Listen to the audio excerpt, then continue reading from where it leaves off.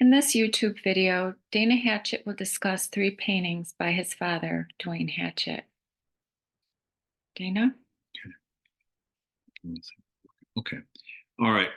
This is the first of the three paintings in which you have two rhythmically defined chevron shapes that that reinforce one another. So there's a great deal of speed and motion.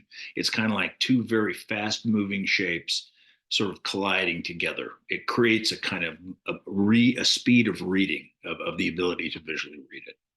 What's left on the outside of those shapes are triangles that we initially imagine are balanced and of the same size, but they're not. They're shifted slightly.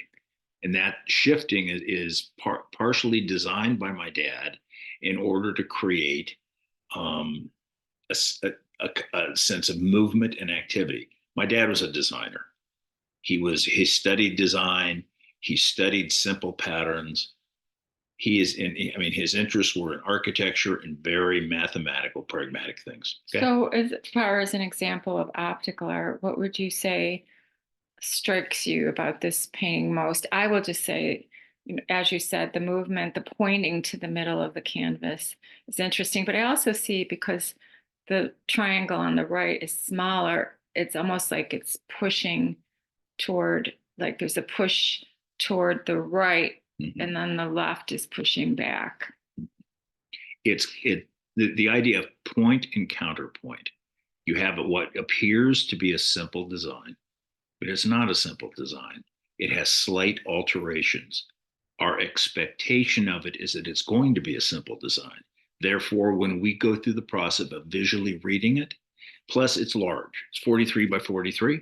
So you have a very big thing. And when you have a larger canvas, you have a big area that your stereoscopic vision has to make sense of, the right eye and the left eye, trying to bring these things together and process them properly in the mind. So you have the expectation of simplicity and the reality of alteration. Okay. Now there's a principle going on in here in design. It's called leveling and sharpening, where you have something that you think is a completed form, but it isn't quite, and our mind completes it anyway. It's something about the way our minds function. Our minds take in information and alter it, okay, to make sense of it. All right, in this particular painting here, you have variation in the sense of the diagonal rectangular form in the center, which has diamond shapes building off of it, is of a slightly darker line weight. So that sets up a sense of read me first, see me first. You see that first, and then you go to the thin lines on the opposite sides of them.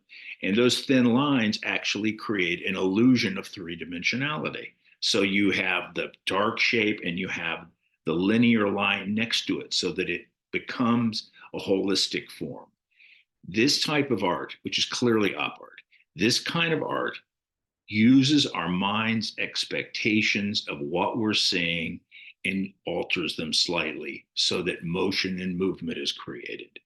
Okay, you have a dynamic setup of diagonal forms. Diagonals are quick, horizontals and verticals are slow. So this mixture of slow and quick create a setup where our minds can't completely read them in a very clear and readable fashion. And we keep trying to read them. And then our expectations of what we're seeing appears in front of us. We're creating the world with our minds. And then you were saying earlier before we made this video that this one is more energetic than this one. Mm-hmm. So what would you say is the difference in energy? Well, the blue and the white is kind of electric. It grabs the eye and you sense a lot of visual energy. These are very much kind of alive. These are very pop or very op, very active. You go down to the one below it, it reads like a linear drawing on a page. You go down to the one at the bottom. Right. Well, can I say too, like it's more meditative, or if I blur my eyes, I start seeing more like even an Usher thing, like I can imagine something different happening here. But we'll Mhm. go to Mhm. Umber 1973, another large painting. And as you said, when we were preparing, this looks like a mirror image, but it's not. It's not. We see, we look at things and we are seeking out a way to understand them.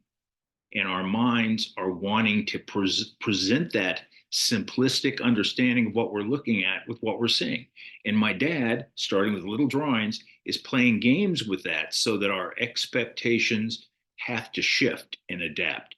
The process of shifting and adapting is one of the things that creates optical movement, because we're seeing not just what's on the page, we're seeing what our mind expects is on the page. And what's not true here with what our mind expects? What is our mind expecting? We don't really expect that little triangle over there to be up against the bigger triangles around it. We imagine them to be all the same. Remember the concept, leveling and sharpening. You mean the image, the up, what's up above the double lines isn't a mirror. That's what you're It's saying. not a mirror, but we think it's close enough to be a mirror that we read it in part of our minds as being a mirror.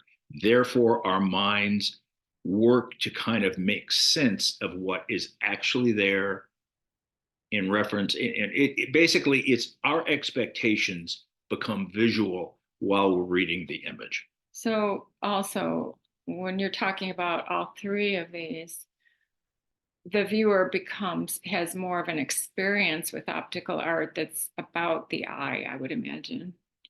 This type of painting depends upon the viewer's participation. There's not a story in here. The story is our minds trying to make sense of what they're seeing.